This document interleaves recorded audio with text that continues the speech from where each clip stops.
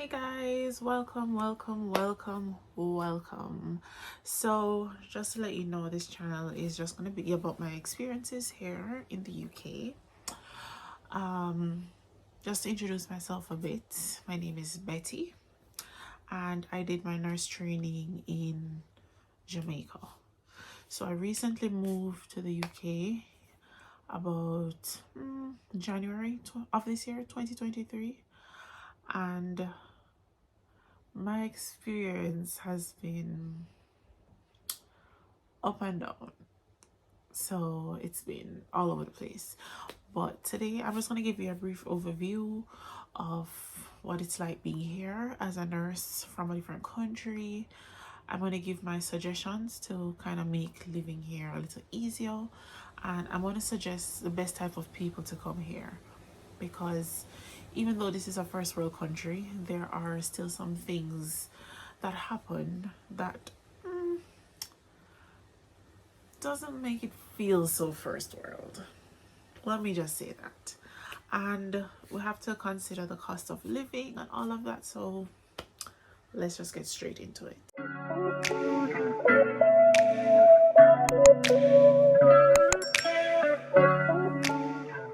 So first of all, let me start off with telling you how I came here. So the company that I work for had some recruiters come to Jamaica and do like a grand recruiting fair, right? I got the ad through Instagram, and I also had a colleague who I was working with at the time who also saw the ad, and she told me about it, and that kind of just, pushed me to say, okay, 2 times I've been seeing this, so maybe I should try it out. And I did. The sign-up process actually was not hard. To go to the UK, obviously you're going to need some documents. Strangely enough, I didn't need my transcript. When I was signing up, the transcript was not something I needed. But normal proof of education, you need a degree, your documents, you need to prove that you're born. So birth certificate, marriage certificate if you're married. The truth is, once you start the process, they'll tell you everything you need. So, and these are things that are easy to access, right? That's a train. You get used to it after a while. But anyways, so yeah, you need all those things, and then you will sit. Oh, and police record as well. You will need to sit a written exam. So the written exam is just multiple choice, and it really was not bad for me. We don't get the same exams. Everybody's experiences are different, but my multiple choice questions were manageable, and I was successful.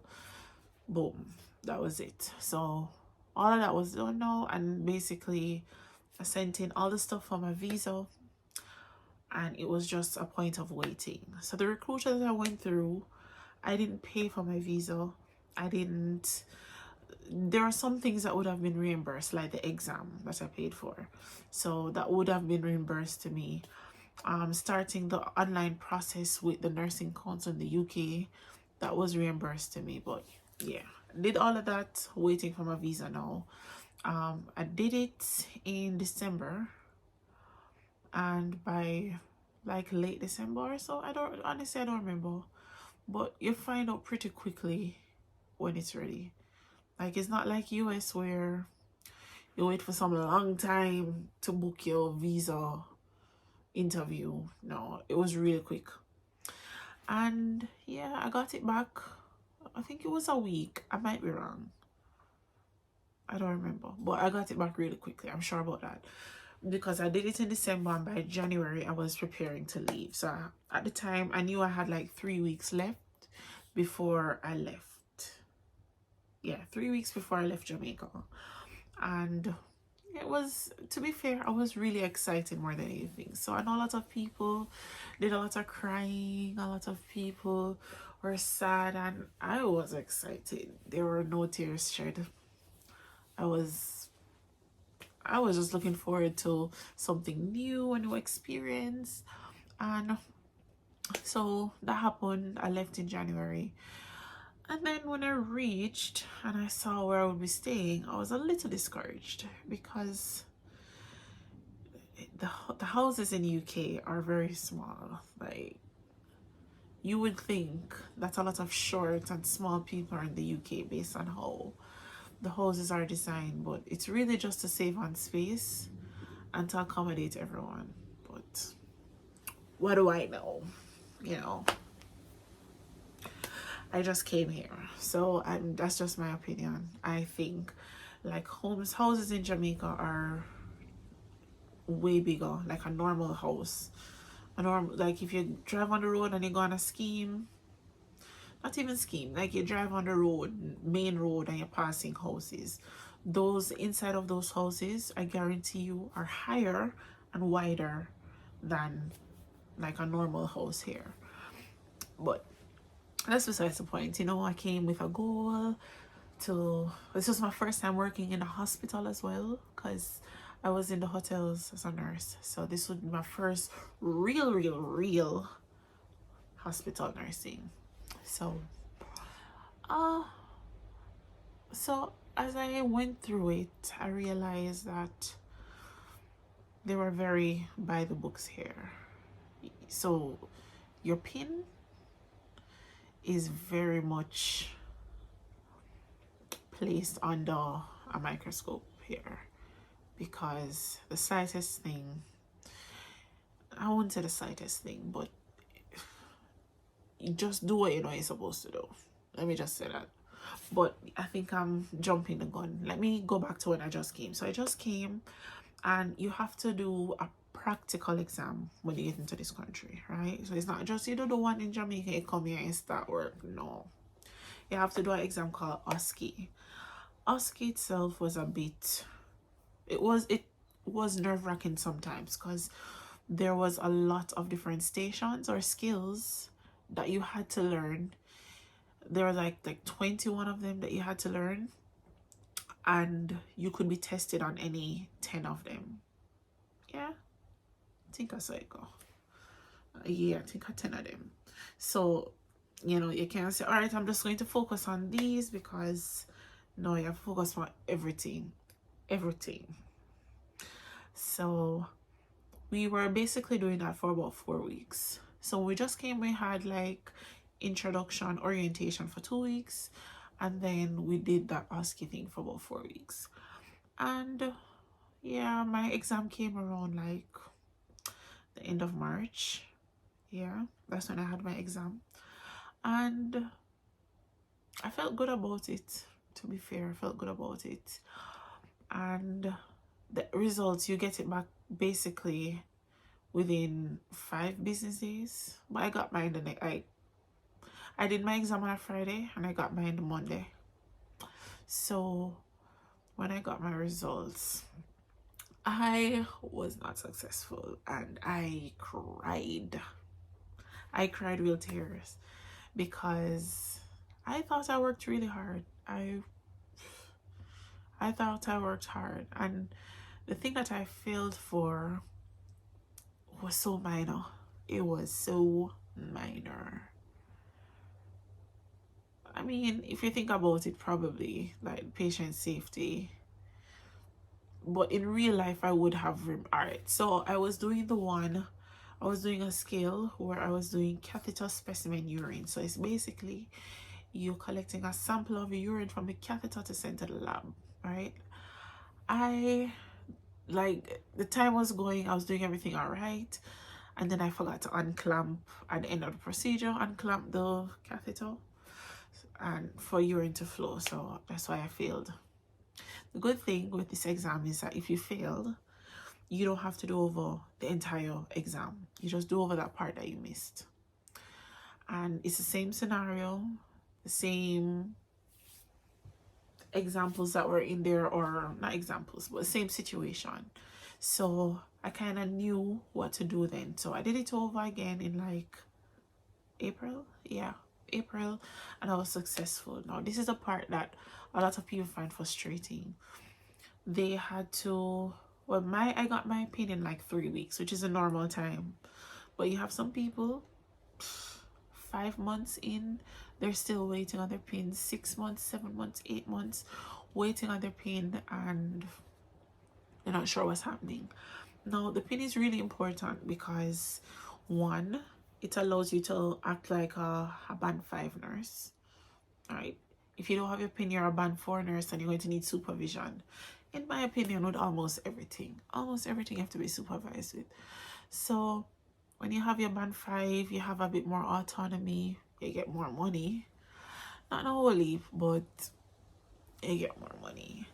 And yeah, you have opportunities to level up once you have your pin. So a lot of people are really frustrated with that process, and I can't blame them. I would be as well.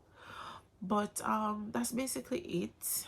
I've had my pin since then. That would have been April, May. That would have been about May.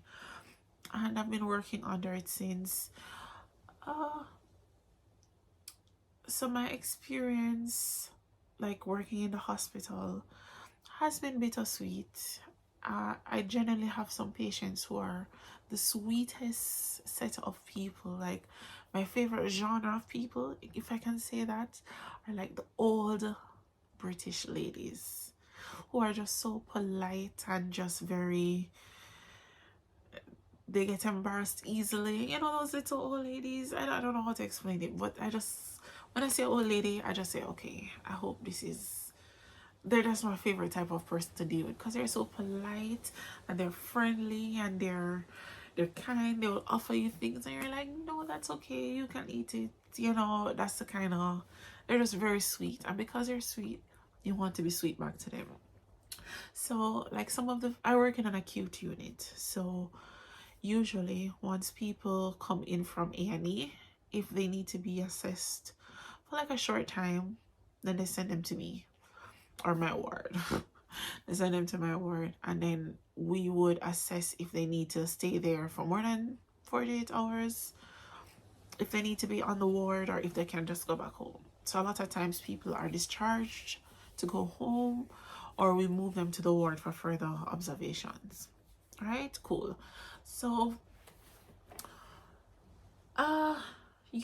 anywhere you go, I feel like any field of work you go into, you're gonna have people who are awful. Co-workers, I don't mean patients. Like, if I got up and left my job today, it would not be because of patients, it would be because of staff. Yeah, it would be because of staff. And I try not to let it bother me, because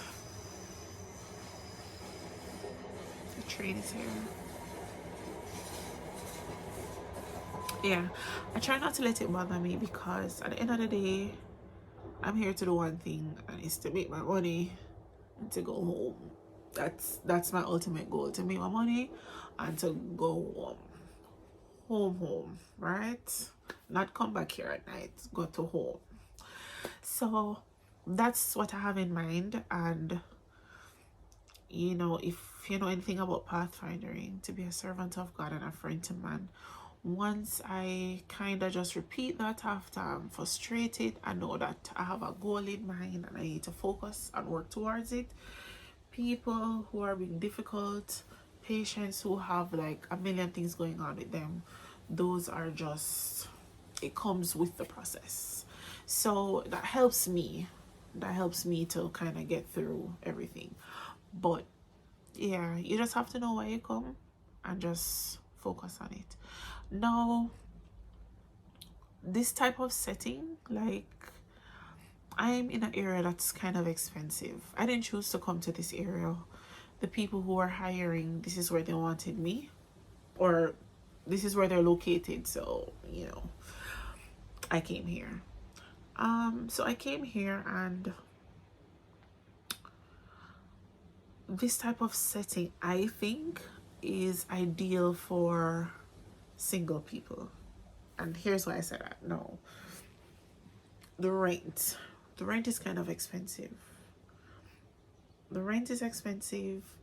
You have bills to pay, and you know, if you have like children, you can't say, okay, we'll just go tough it out for a few months and then we find somewhere where everybody can stay. No, you have to get a 2-bedroom house.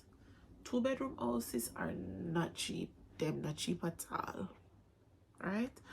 So if you are coming with children, it would be best to come with a partner, because at least you'll have help with the bills. I'm gonna want to listen. Nursing pay is not as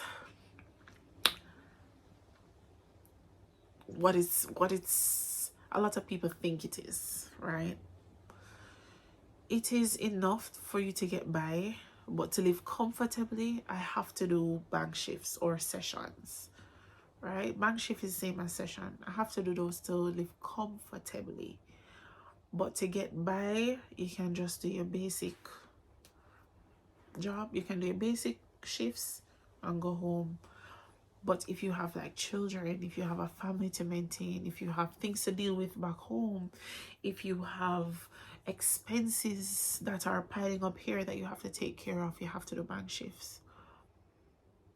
So that's why I say I think this type of setting is ideal for single people. If you have a partner, you guys can, you know, make money together, good money. Or if you have like a side hustle that's bringing in nice money, that would be good. You would probably definitely need that. And yeah, and then you can probably make it work. But for me, no, single as a Pringle. No chick, no child, no pets, nothing. I am basically building my life here. I don't even, the thing is, I'm conflicted. I don't know if I will stay, because like I'm really not like excited to be here. You know, my family is back home. I have more friends back home. You know, I've met some people here, but it doesn't feel like home. You get me? There's an opportunity for me to get my master's done here. I'm excited to see how that goes.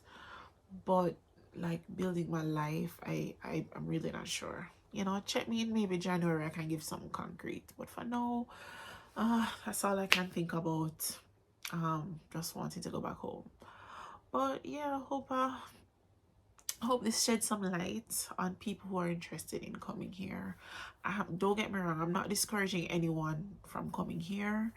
It's you have to see for yourself kind of situation, right? I don't want to tell anyone over here is bad, it's awful, it's dismal, it's gloomy. Come and see for yourself. The worst that can happen is that you don't like to go back home. People have done that. You have nurses who come here, spend 2-3 months. This is not for them to go back home. And there's no shame in that. Because at the end of the day, it's your life. And you can only live it how you want it. So, yeah, that's just my 2 piece. If you have any questions, or if you want to know something about like the process, I can do my proper research and give you concrete things for you to start the journey of coming to the UK. So let me know. Leave a message in the comment below and I will get back to it as quickly as I can. Thanks for watching. Audio Jungle.